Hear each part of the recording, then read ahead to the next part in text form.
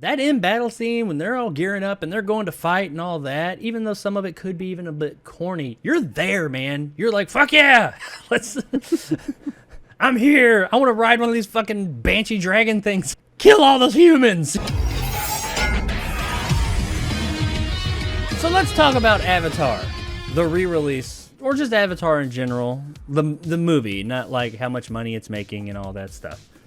I thought about doing an individual review of this, but I didn't really know how to review the film because, I mean, it's a 13-year-old movie. I know how to review movies, but I didn't know. Do I want to do a review of it? Do I want to just talk about the differences? Do I want to talk about the experience? What do I want to talk about? And I thought, let's talk about it on the show. I'll get with Nick. He's seen it. I've seen it now. Let's talk Avatar for a few minutes. And I guess the big question is Avatar is as good as, is it $2.9 million good? Is the 3D still hold up? Does the movie still hold up? Does it look good? Is it worth going to see again here in 2022? And of course, all the things that go along with it. We can call this a review, or we can just call this a discussion. I don't know. I don't want to talk too long because I mean, everybody's seen Avatar. Hopefully, everyone has $2.9 billion. Yeah. So. A whole bunch of mofo's have seen it, but not everybody has seen it in theaters, and not everybody has seen it in theaters lately. What do you think about Avatar in general? The film, the experience, was it worth you going to see again in theaters in 2022? Besides the story, which I'm not like a huge fan of, honestly, and this is my honest opinion, 13 years later, I maybe can count on my hand 5 whole times where you're just completely just blown away by something that is revolutionary. And one of them was, of course, Mad Max Fury Road. One of them was Saving Private Ryan.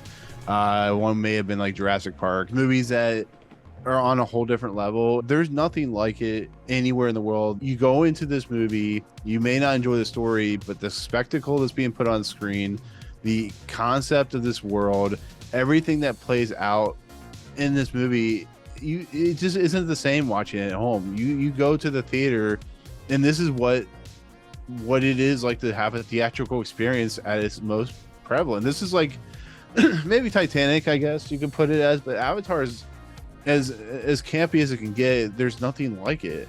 The three, you can say the same thing too. The 3D is it's like revolutionary. Like the fact that the droplets of water in the face of Jacob or Jake Sully when he wakes up, or the ash where it feels like it's actually hitting your glasses, and when the home tree gets crashed and broken, and the the picture frames and the computer monitors and the level of depth in the movie, you can't get that at home. I can go home and watch a Marvel movie and watch it and be just fine, but I go home and watch Avatar and it's just a different experience. There's nothing like it, and it's one of the few times in my life where I wish I could just go to the theater every week and see Avatar in the theater. I would be happy to make this movie a $3 billion, $4 billion, $5 billion movie. It's what you want out of a filmmaking experience, or out of a film experience. And you don't get that. Like, you can say like, oh, the portal scene in Avengers Endgame was fantastic, and it was, but it's not Avatar. Like, James Cameron is so good. We talked about this. He's so good at what he fucking does that it's almost embarrassing to be somebody else. Like, even with somebody like Christopher Nolan. Christopher Nolan works on a high level of production value, but James Cameron is in a whole different level. The way he's updated this film too is it's insane. Like the high frame rate shit that he adds into the movie, and just how it makes it look better. And this movie's 13 years old and still fucking fucks every other movie that came out. You look at like movies with CGI today, there's more life in those creature knobby eyes than there is in the fucking whole entire Transformers and Marvel world. It's just fucking insane that a movie that's 13 years old still looks like it is one of the most revolutionary things that's ever come out. And the 3D is spectacular, and I may find some parts boring, but I can't deny what it is. Like I said, there's only been 3 or 4 films that I've watched in my entire life that have had that effect, and Avatar was one of them. And it's pretty crazy. Oh yeah, this movie is, and this sounds really just highfalutin, if you will. It's not just a movie, it's a fucking experience. It Yeah, is like, it's a movie that has its roots in stuff like Last of the Mohicans and Ferngully and shit like that. You can make fun of all that all day, but those movies don't have what this movie has, which is actual life to it, like actual resonance. It's crazy. and we can get into it because people make the comparisons of Last of the Mohicans. What was it? Dances with Wolves. Dances with Wolves. Yeah, that's not Last of the Mohicans, but Dances with Wolves, Ferngully, and Pocahontas. They make those three comparisons a lot. But there's really only one main comparison besides Ferngully's whole, preserving nature in the rainforest and all that. Of course, that whole aspect of it. Avatar ain't the only movie that's done that, but also, No, I mean, the big thing that they do is that you've got this outsider who comes into a native-ish tribe of people, and he hooks up with the daughter of the chief. That is a thing that runs through all of those threads right there. And he becomes one of them. Yes, Avatar does it. Ferngully, I don't know Ferngully. I haven't seen Ferngully in forever.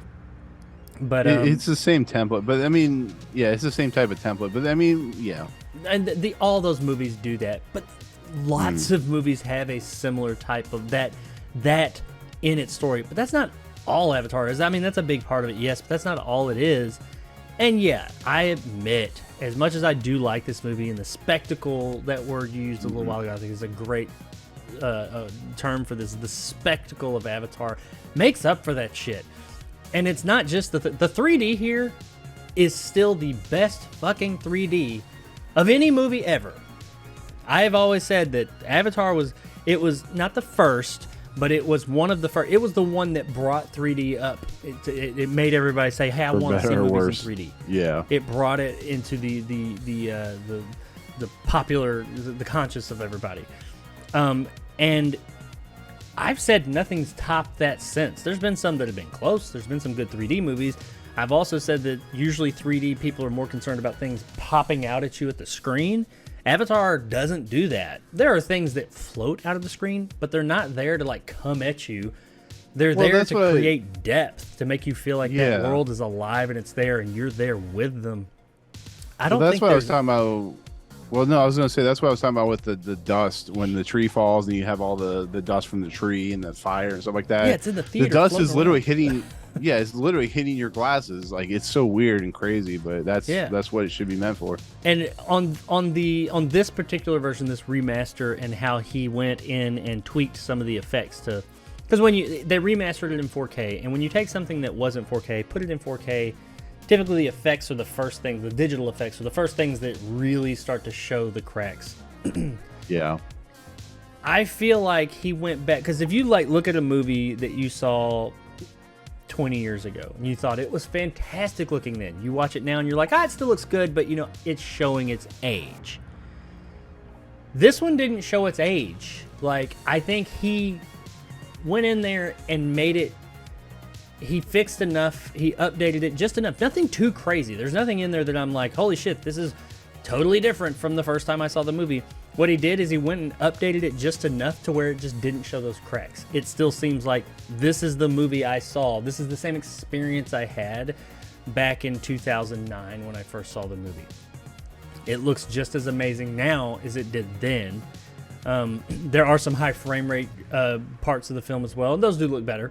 But, I mean, overall, it's kind of like you're watching the movie, but it lives up to that expectation of that movie you haven't seen in 20 years.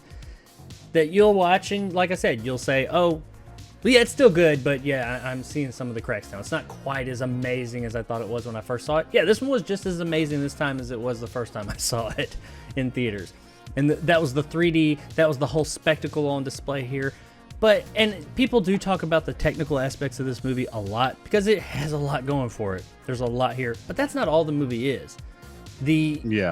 Its technical prowess definitely helps make it the experience that it is, but the film itself is just, overall, the story and everything is just crowd pleasing and very rousing and fun at times. I mean, even if you say, okay, there are complaints that we can lob at it, and I'll talk about those in a minute, but even with those issues, that in battle scene when they're all gearing up and they're going to fight and all that, even though some of it could be even a bit corny, you're there, man. You're like, fuck yeah, let's. I'm here. I want to ride one of these fucking banshee dragon things. It's like, kill all those humans. You know, you are there along for the ride. James Cameron knows what the fuck he is doing when he tells a story. And many of the film themes in the film, like we mentioned, yeah, we've seen them before. But he just knows how to present them in such an awesome way that it makes it okay. Yeah, I've seen this stuff before. There's a lot of stuff in the movie theme-wise that's nothing new. We've seen it before. But he just presents it to us in a way that it's like, I don't give a fuck if I've seen it before, because he's given it to us in such a fantastic way that, you know, you can go anywhere and get a fucking hamburger. I've had a hamburger a million times before. But if you go get a fucking gourmet hamburger by a motherfucker who knows how to cook that shit, and it comes out in this big juicy ass bun, and it's just big fucking, it's not overcooked and burned, and just like everything about it is beautiful, and that's like a whole new fucking experience. You know, it's the same thing. You've had it before plenty of times, but this is a fucking hamburger, and that's what Avatar is. It's a fucking hamburger. It's a gourmet hamburger amongst all the other hamburgers. I probably should have used a steak analogy instead, but you know what I mean. You know, it's something that we've all had before. Yeah. No, we've all had it before, but somebody who knows what they're doing can give it to you, and it's like you've had it for the first time now. And that's what he does with movies like this. And as far as like people bashing on the movie and stuff like that, the movie up to this point has made $2.9 billion. Now, I don't think box office receipts make a good movie. There's plenty of movies that I don't care for, I think are bad, that have made over $1 billion. But almost $3 billion, I do feel like there does come a point to where, okay, if a movie has made this much, there's something to it. There is something here. I mean, the movie's not perfect. No movie's perfect. But come on, a movie don't make almost $3 billion in today's economy and just be absolutely terrible. It just doesn't. It's just not going to. And I mean, it's got a good, I mean, you said that there were times that you found it boring. I don't. I think the movie has a great pace. It's exciting pretty much throughout. And when it's not being exciting, it's building its world. That's one thing I think the movie did really well. Really well. And James Cameron's good at that, is building this world. He's got this world that just looks, it feels lived in. It feels really fleshed out. And somebody will come along and say, well, what about this? Poke holes. You can poke holes in any story, in any world. That's fine. But there's a lot of stuff and information this movie gives you.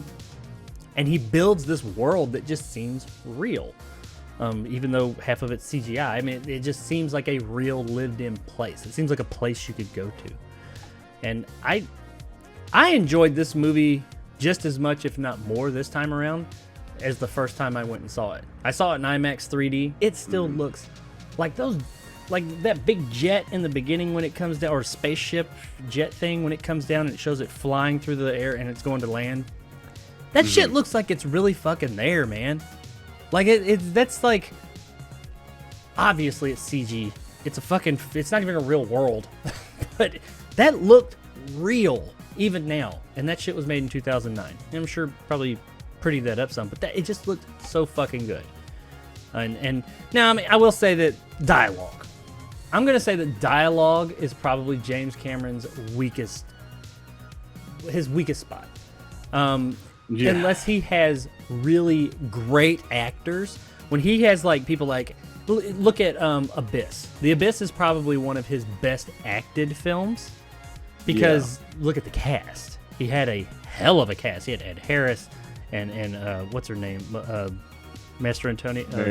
Mary Elizabeth Master Antonio. Yeah. And people, he had a fantastic cast that was able to take dialogue and say, well, let me make a little tweak to it and really make it work. When you get, nothing against Sam Worthington, but I mean, I'm not going to sit here and say he's like Oscar winner or anything. He's fine. No, say all you want about Sam Worthington. I love the dude. They really tried to front him as a lead actor. He's terrible. He's terrible in the movie. Like there's some shit he's spouting out especially when he's talking to the video recorder that I'm like, is this even the same scene? What the fuck is he even talking about? It's so weird. He's fine, but no, he's not. the next big thespian. Sigourney Weaver, No. she works in it. She's given it an energy, but even some of her dialogue. Stephen Lang's dialogue, he's kind of a cartoonish character, and it works. But it works. Yeah, it works real well. Because he's over the top, and he just plays into. I think that's just Stephen Lang. Somebody else could come in and speak that same dialogue, and it wouldn't have been right. But that's what happens when you get a good actor doing it. They can take dialogue, form it, make it work, and it happens. I mean, some of the dialogue, looking back, is kind of like, come on now. It's a little cringe. Yeah, I think you do find that in a lot of James Cameron's movies. If you go back, Terminator 2, I love Terminator 2. But there's some dialogue in it and performances, like with like Eddie Furlong and stuff like that. They're kind of I love you this say movie. the same thing about Titanic and True Lies and shit. Yeah. No, I mean, but he makes up for it in other areas. But there are some times that some of the performances, some of the dialogue is kind of like, ugh. And we get that here as well. But none of it's ever so bad that it's like, oh, this is unwatchable. I mean, yes, it's got some corny ass dialogue. The one thing, there are some heavy-handed bits in the film. I will say that. It's very environmentally friendly. It's about save the rainforest and all that, and it does hammer it home. And I'm okay with that. That's the Fern Gully aspect of the movie, if you will. Save the rainforest, save the trees. Fine, it's whatever. It's cool because he's got so much other badassery around it. I'm like, yeah, if you're gonna have that message, if you're gonna tell that story, have all this badassery and it makes it work. The unobtainium.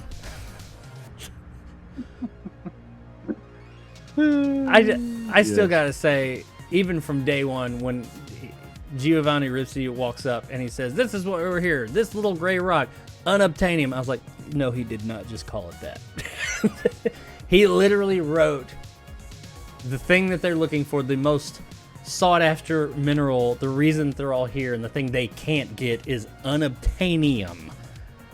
That one's tough. That's the toughest one in the movie for me to get James past. Cameron lost a bet for that one. Yeah, every He's time he "Fuck says it, every just time call it whatever. I think they only say the word like once or twice in the movie, but every time Yeah, it gets said, I'm like, oh, just move past it. Just go, move. Next scene. 'Cause that is bad. I'm like, Jesus Christ, that's too much. Or is this a joke? But that's not much. In 2 hour and 45-minute movie, we're talking about seconds there. So. But yeah, there are a few moments like that. The movie's not perfect. No movie is. It's got its issues. But man, when it hits on all fucking 16 cylinders. Not even 8, not even 10, not 12. Fucking this motherfucker's a Bugatti. It's got 16 goddamn cylinders. Because when it hits, it is firing. And it is fucking supercharged. This movie gets you. And it just takes you on a fucking ride. And it does such a good job of it. The movie I was gonna say the movie excited you so much it blew off all your hair. It did. Blue. It's just that's where my beard was left at the AMC theater. The poor. Just, I was sitting there like, remember that old what was it, Maxim guy, where he's sitting there and he turns things like blows him away. What was it, the tapes or whatever? Anyway, that's show my age. But yeah, I that's really the movie. I think it's a really entertaining story. I don't think that the Fern Gully, maybe, but I don't think that the Pocahontas and Dances with Wolves comparisons, sure, there's similarities in that one thing, but I don't think that they're the same movie. I don't think how people try and trivialize the whole thing and say, oh, it's just a ripoff of those. It's not a ripoff of those. Get the fuck out of here. I mean, then Dances with Wolves or Pocahontas, whichever one came first, is a ripoff of the other one. I mean, it's a trope. The movie's got tropes, but so did those movies. And lots of other movies have tropes. It is what it is. People like to shit on the movie. The reason they like to shit on the movie is because it is the highest grossing film of all time. And if you're number one, people love to see you fall. This is a fun ass movie, even outside of 3D. Now, admittedly, the 3D, man, that takes this movie up some motherfucking notches and makes it raises it from just a really fun movie to an experience. It takes it to a new fucking level. And it is an experience much like you mentioned, I don't think you can get with many other movies. I mean, I've seen a lot of movies in theaters, a lot of these big movies. You mentioned some of them, Jurassic Park, Saving Private Ryan, that was one. Things like that. Those were all experiences in theaters too. But man, I gotta say, Avatar is probably, I've seen Lord of the Rings movies, favorite movies ever made in theater, all that. Avatar is probably the most definitive movie experience I've ever had. It hits on all those levels. And it's just really all of it, you know, the technical side of it, the whole spectacle of it all. And I think that this new version is absolutely worth going to see. And if you've never seen it in theaters, you are doing yourself an injustice by not seeing, or disservice rather, by not seeing it. Even if you don't love the movie, I guarantee you go see this movie in 3D, on a big screen, you're gonna have a good time. You can't help it. You will have a good time with this movie. Unless you're blind in one eye and you can't see it in 3D. This is still some of the best special effects, like overall, around. Like the effects, and he did go and I say he, like he did it all by himself. They went and updated the film to 4K and touched up some of the effects. They look fan-fucking-tastic. There are very few films, if any, I could sit here and say look better than this movie or even on par with this movie. Because there's shit in this movie that I know is not real, but the only reason I know it's not real is because it doesn't fucking exist. They couldn't have filmed it. Because some of it looks so real and tangible that I'm like, I mean, that's not good CGI. That's fucking real, but I know it's not real, you know? And Dune did that too. It did a really good job of that. Yeah. But this movie just, everything is just so much. And the fact that all of it looks so damn good really is kind of mind-boggling.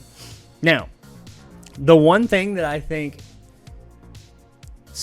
kicks this one's dick in, if you will, is the mid-credit scene. It's not really a mid-credit scene. It's in the middle of the credits, or closer to the beginning of the credits, I guess. But after a minute or so of the credits, you get a look forward. They gave us a preview of Avatar 2, or Avatar Way of Water. I'm not going to go into the whole scene to spoil it for those of you that haven't seen it, but you get to see some water and a character with an aquatic creature. Holy fuck. This, I just watched 2 hours and 45 minutes of like some of the, if not the most amazing looking special effects you've ever seen, some of the most realistic stuff. And somehow this 2.5 minute clip made all of it look like fucking jank. Like this clip, once again, you're looking at it and you're like, this doesn't exist. So I know it's not real. But my brain is saying, no, that's real. That's real. Look, it's fucking real. Oh, the character is definitely underwater because they definitely held their breath for 6 to 7 minutes. Yeah. I think that's what makes it. I think that's what makes it seem more impressive is the fact that when they're underwater, they're actually underwater in like real life, and it just that and the effect, everything just looked so fucking tangible. I mean, it was like. You see it, and it is kind of chilling because your brain is confused as fuck. Because you're like, it's not real. I know it's not real, but it looks so fucking real.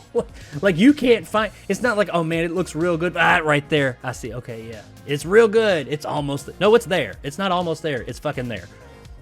It looked like photorealist, beyond photo. It looked like fucking real. It was amazing. Holy shit.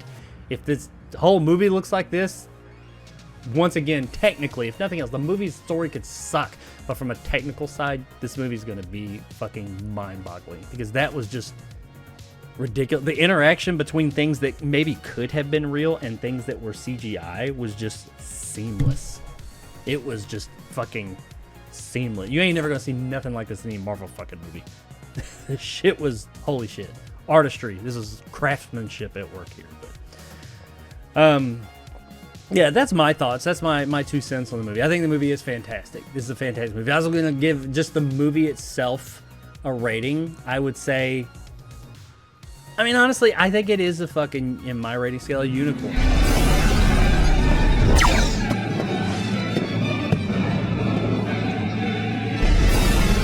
It's not perfect. No movie's perfect. It's got its issues, but it's such a spectacle, even without 3D.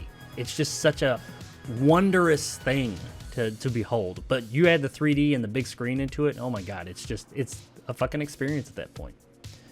But I did a lot of talking. What about you, Nick? You got anything else you want to say about Avatar? No, if you have a chance to see it in theaters, go see it in theaters because it's unlike anything you'll ever see in theaters. Yeah, it really is. And I know I'm just sounds like I'm talking out my ass here, but no, this movie is. I'm not hyping it up here. It is literally unlike anything else.